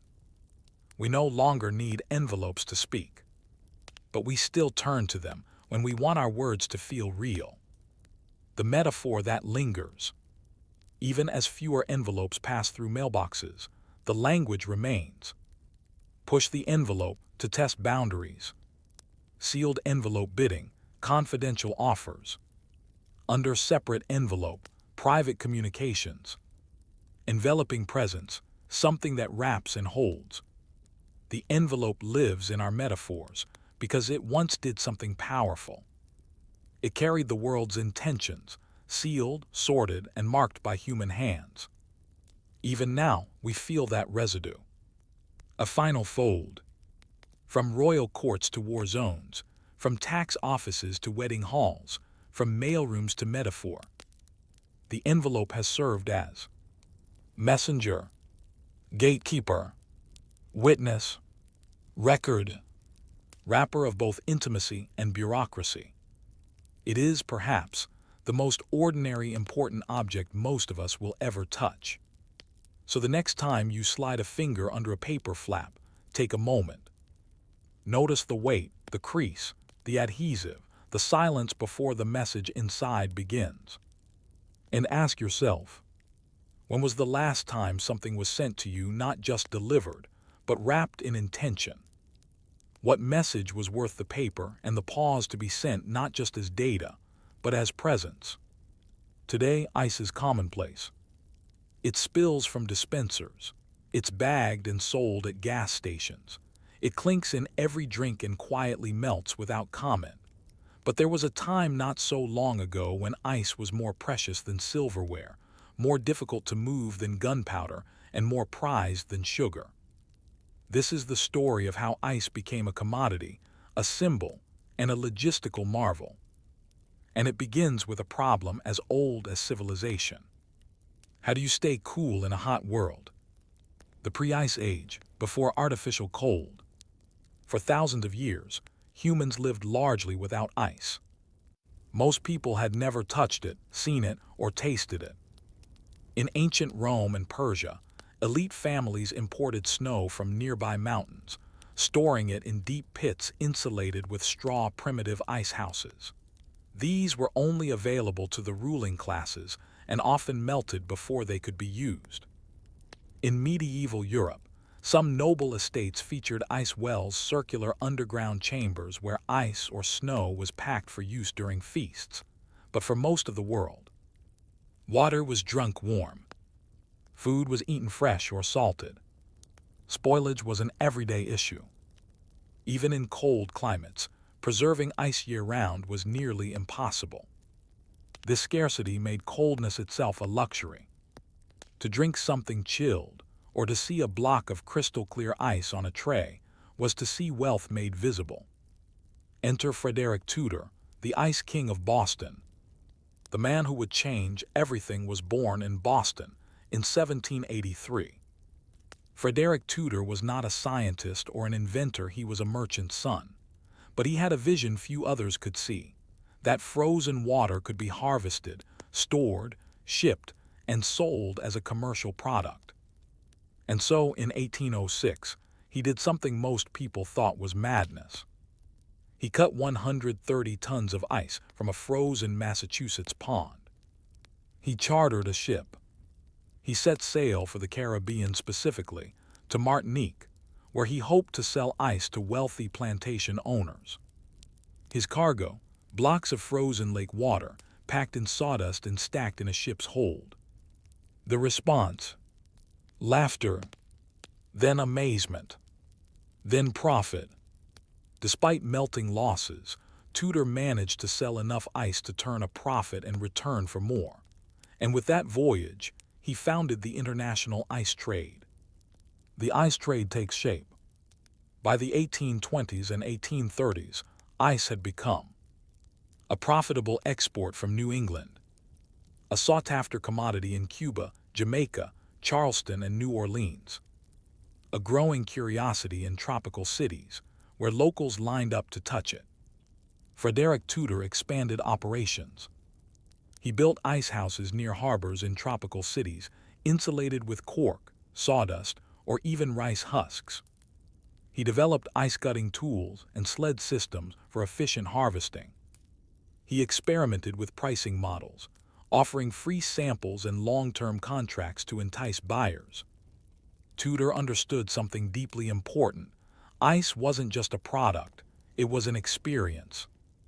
Imagine living in a hot, humid city, then sipping a chilled drink for the first time. The cold burned your teeth, fogged your glass, shocked your tongue. It was novelty, comfort, and status all in one. By the early 1830s, Tudor's ice was reaching hotels, hospitals where ice was used for fever management, bars and private clubs, shipping vessels where food could now be transported over longer distances. Cold had become portable. Who bought the cold, ice in class? As with many innovations, ice was not equally accessible. In its early decades, the ice trade served wealthy southern families, plantation owners in the Caribbean, elite households in India, Brazil, and Southeast Asia, the upper classes of cities like New York and Boston. A glass of iced lemonade was not a drink, it was a declaration. To own an icebox, to serve a chilled dessert, to soothe a sick child with cold compresses. These were all marks of social status.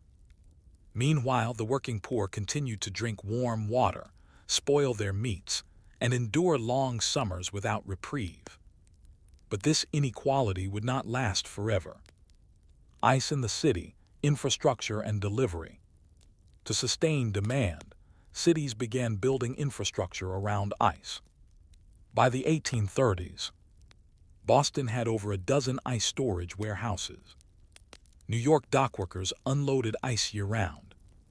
Horses pulled ice wagons through city streets, delivering blocks door to door. Ice was weighed, priced, and taxed like any other essential good. Special tongs, ice picks, and insulated boxes became common household tools. And the demand only grew. Tudor, now dubbed the Ice King, was shipping thousands of tons of ice per year down the coast, across oceans, and into cities where people still marveled that such a thing could exist. But how far could frozen water really travel? Could ice survive a voyage to India? Could it be kept stable for weeks at sea? Could something so ephemeral become part of global commerce? The answer, astonishingly, was yes. And it would change the world not only by cooling drinks, but by preserving meat, shaping food systems, and preparing the ground for an even more radical invention, artificial refrigeration. As the 19th century marched forward, Frederick Tudor's once ridiculed idea cutting frozen pond water and selling it to the tropics had become a global trade network. This was no longer about novelty. Now it was about systems, cold chains, storage depots, specialized ships, insulated warehouses, and entire urban economies that depended on ice arriving on time. And with it came a new kind of anxiety. How do you manage something that melts? Ice to India, the longest voyage. In 1833, one of the boldest experiments in Tudor's empire set sail. The Tuscan, a Boston brig, was loaded with 180 tons of ice and dispatched to Calcutta, British India. The journey would last 4 months and it was a gamble. Temperatures along the route soared past 90 degrees F. The equator would be crossed, and there were no guarantees of profit or arrival. But when the ship reached Calcutta, nearly 2/3 of the ice remained intact, protected by thick sawdust insulation and strategic stowage. Crowds gathered. The Calcutta Journal called it a triumph of American ingenuity, and the British colonial elite, sweating in their linen suits, happily paid top rupee for chilled drinks and medical cool packs. From that moment, ice exports to Asia became routine. Regular shipments flowed to Bombay, Mumbai, Madras, Chennai, Singapore, Batavia, Jakarta, Manila. And ice wasn't just for refreshment, it began supporting medical wards, preserved meat for shipping, dairy storage, colonial hospitals treating fevers and injuries. Frederick Tudor had done more than sell a product, he changed what the tropics thought was possible. The global ice web expands. By the 1850s, 1860s, American ice was being exported to the Caribbean to chill rum and prevent spoilage, New Orleans supporting massive seafood markets, Brazil, where the elite embraced ice as a marker of European modernity. Australia, with ice arriving in Sydney from Boston via Cape Horn. In turn, other countries began cultivating their own ice economies. Norway exported lake ice to Britain and continental Europe. Russia harvested ice for domestic use in St. Petersburg and Moscow. Finland, Sweden, and Scotland built local ice depots for hospitals and dairies. Global trade routes were now not only moving spices, tea, and cotton but ice. Cold chains and the birth of perishables. With ice now moving predictably, entrepreneurs began exploring perishable commerce. Before ice, meat had to be salted or dried. Milk spoiled within hours. Fish was sold the same day it was caught or lost. But with ice, meatpacking plants in Chicago could ship beef to New York. Butter from Denmark could arrive in London markets. Milk could be kept safe overnight. Oyster carts could appear far inland, cooled by blocks of pond ice. This led to the rise of iceboxes in middle-class homes, the butcher's cold room, the dairy wagon delivering fresh milk daily, the emergence of cold storage warehouses in every major city. The idea of cold as a utility like water or gas was taking hold. Urban dependence on ice. By the 1870s, New York City alone consumed over 1 million tons of ice per year. More than 4,000 workers were employed in harvesting, shipping, or delivering ice. Ice wagons clattered down cobbled streets from dawn until dusk. Hospitals and restaurants had standing contracts for daily deliveries. Tenement dwellers pooled money to buy shared blocks of ice for food storage. People no longer just bought ice, they depended on it. And with dependence came conflict. The ice trusts and public backlash. As demand grew, so did monopolies. In cities like New York and Boston, ice harvesting became controlled by a few major firms, often referred to as the Ice Trust. They bought out smaller competitors, controlled access to frozen lakes and rivers, set delivery prices across neighborhoods, allegedly destroyed or dumped ice to reduce supply and raise prices. By the 1880s, backlash began. Working-class families protested the rising cost of ice in summer. Doctors warned that lack of ice during heat waves led to infant deaths. Newspapers ran editorials about the tyranny of the cold lords. This marked a turning point. Ice was now a public issue. Ice health and survival. In cities before refrigeration, summer was dangerous. Spoiled milk spread typhoid and tuberculosis. Warm meat grew bacteria. Poor families unable to afford ice were at higher risk of disease. Health officials began calling ice a public good. Some cities even proposed municipal ice delivery systems, though few were enacted. In poorer districts, women sometimes shared communal ice boxes, kept food submerged in cold water barrels, used wet cloths and breezes to mimic cooling. The idea that temperature could be controlled and that access to cold meant health, safety, and survival was now a political fact. But a new force was rising, one that would eventually challenge the very idea of harvested ice.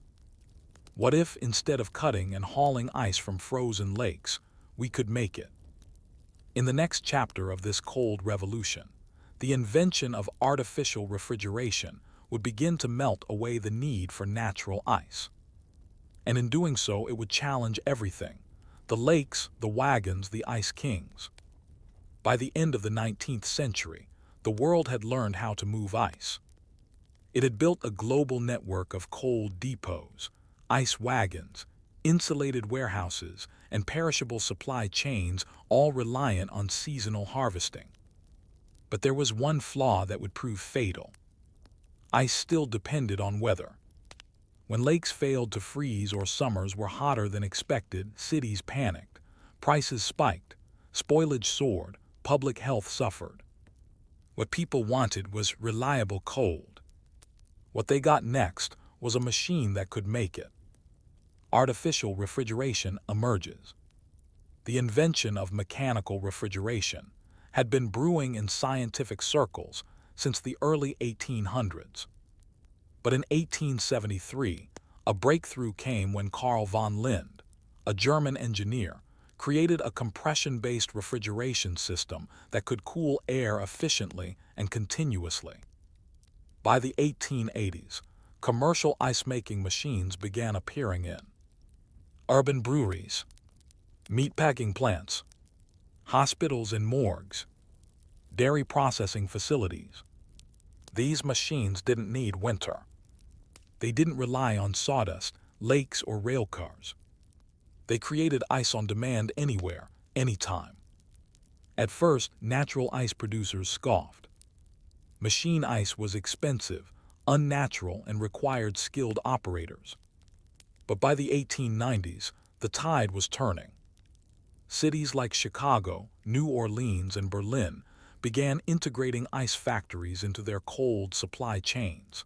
And just like that, the age of harvested ice began to melt away. The quiet collapse of the ice trade. From 1900 to 1920, the decline was swift. Ice ponds once bustling with harvesters fell silent. Insulated warehouses were repurposed or abandoned. Ice wagons gave way to electric ice plants in city centers. Even Frederick Tudor's successors faded into the background, their empire outpaced by industrial cooling. Natural ice was still used in rural areas and in places where electricity hadn't yet reached, but its dominance was over. The Ice King was dethroned not by market collapse, but by a more consistent product. As one observer noted in 1911, it is no longer the lake, but the switch that decides if a man may have cold. Enter the refrigerator. If artificial ice had killed the ice trade, the domestic refrigerator buried it. By the 1920s, early home refrigerators, bulky, loud, and expensive, were appearing in upper-class kitchens. Unlike ice boxes, which required daily deliveries and leaked constantly, refrigerators cooled continuously, required no refills, allowed temperature control. General Electric, Frigidaire, and Kelvinator all launched consumer models, and by the 1940s, mass production made refrigerators affordable for middle-class families. By 1950, the refrigerator was a standard appliance in much of the industrialized world. Ice, once delivered by wagon, now clinked from freezer trays. The ice house had become a museum piece or a ghost. Cold as a constant. In the post-war world, coldness was no longer a service, it was infrastructure. Refrigeration underpinned supermarkets with perishable aisles cooled day and night. Frozen food industries, from peas to pizza. Global seafood exports, allowing tuna caught in the Pacific to arrive fresh in Paris. Vaccination campaigns, using refrigerated transport for insulin, penicillin, and later, mRNA vaccines. Cold became so normal that people forgot it was once rare. The silence of a refrigerator hum replaced the sound of tongs lifting a block. The convenience of chilled produce replaced the anticipation of the ice wagon. Ice, once a luxury of kings and a triumph of logistics, had become invisible. The legacy of ice. And yet echoes of the old ice age remain. In language, breaking the ice, icebreaker. On ice, reminders of cold's social significance. In culture, films and novels still frame cold as mystery, preservation, secrecy. In infrastructure, ice is still manually harvested in some parts of Norway, Japan, and Alaska for ceremonial or niche uses. In climate science, where the melting of actual ice glaciers and permafrost now shapes our collective anxiety, the empire of ice has not disappeared. It has melted into systems, into networks, into expectations. We no longer think of it as a product, but try going without it. Open a fridge. See the frost. Hear the fan. That is ice's ghost still working, still serving, still present. A final chill. We began this story with men cutting frozen lakes by hand. We end with entire nations cooled by machines. In between lies a story of vision, empire, logistics, class, survival, and something else.